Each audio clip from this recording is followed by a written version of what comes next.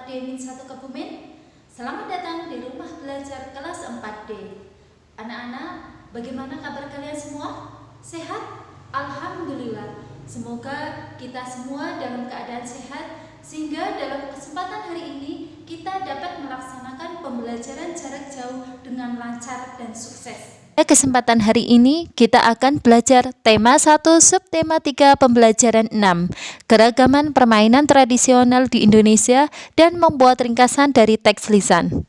Diharapkan setelah pembelajaran ini kalian mampu menjelaskan sikap kerjasama antar individu yang berbeda dalam permainan tradisional. Kalian juga diharapkan mampu membuat ringkasan yang berisikan inti dari cerita. Bagaimana anak-anak? Kalian siap? Semangat ya! Oke, untuk yang pertama kita belajar keragaman permainan tradisional di Indonesia.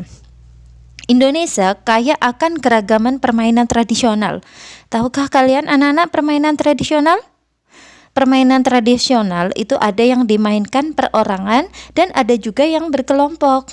Nah, permainan tradisional perorangan diantaranya engklek. Anak-anak tahu engklek? Nah, silahkan. Anak-anak bisa perhatikan. Ini permainan engklek. Kemudian ada egrang. Anak-anak pernah bermain egrang? Menyenangkan loh anak-anak. Bisa anak-anak lihat? Kemudian ada permainan gasing, ya. Permainan gasing juga menyenangkan. Kemudian ini ada permainan layang-layang, ya. Sepertinya kalian pernah ya bermain layang-layang ya. Nah, permainan tradisional yang berkelompok diantaranya ada bentengan anak-anak. Nih, siapa yang pernah bentengan? Ini ya, bisa anak-anak lihat. Kemudian ada permainan kelompok seperti ular naga ya. Nih permainan ular naga ya. Nah, dalam permainan berkelompok, setiap anggota kelompok harus bekerja sama agar dapat memenangkan permainan, ya. Jadi harus kerja sama yang baik. Nah, baik, dalam permainan ini itu banyak manfaatnya loh anak-anak. Apa manfaat melakukan permainan tradisional? 1, dapat melestarikan budaya bangsa Indonesia. Ya, itu permainan dari zaman dahulu ya. Bu Guru juga dulu pernah bermain permainan tradisional itu ya.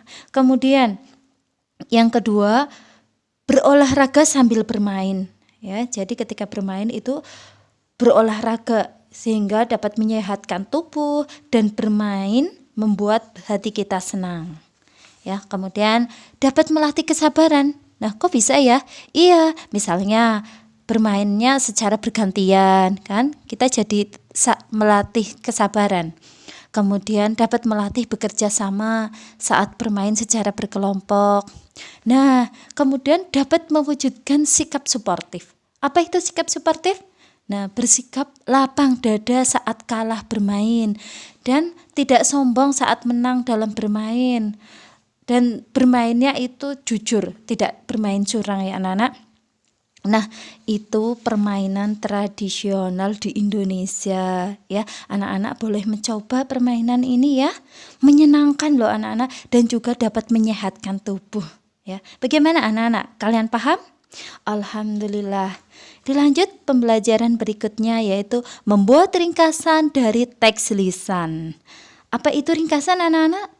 Ringkasan itu adalah penyajian singkat dari sebuah teks dengan tetap mempertahankan urutan isi teks. Apa ya isi dari ringkasan itu? Bahwa ringkasan itu berisi uraian singkat tentang isi teks. Nah, ringkasan ditulis berdasarkan peta pikiran yang berisi gagasan pokok dan gagasan pendukung dalam teks lisan. Kemarin anak-anak kan sudah belajar gagasan pokok dan gagasan pendukung, ya. Bisa ya nanti membuat ringkasan dari teks lisan. Nah, sekarang anak-anak belajar memahami perbedaan melalui teks yang berjudul Cendol dan Dawet. Nah, ini ada dalam lampiran teks 4 ya. Bisa anak-anak lihat itu ya. Nah, ini bacaan Cendol Dawet. Nah, Bu Guru bacakan ya. Cendol dan Dawet. Cendol adalah minuman khas daerah Sunda.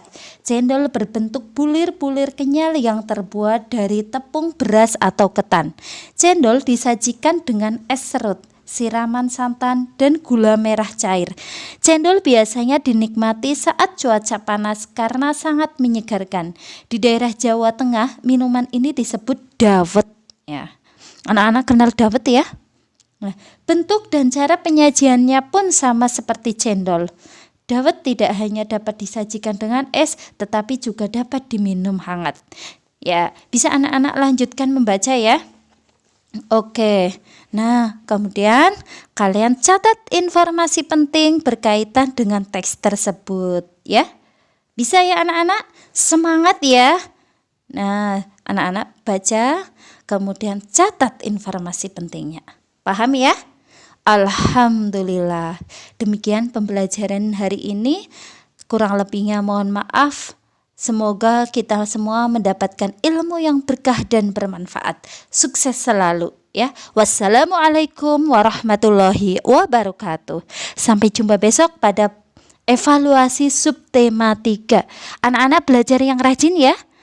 Oke.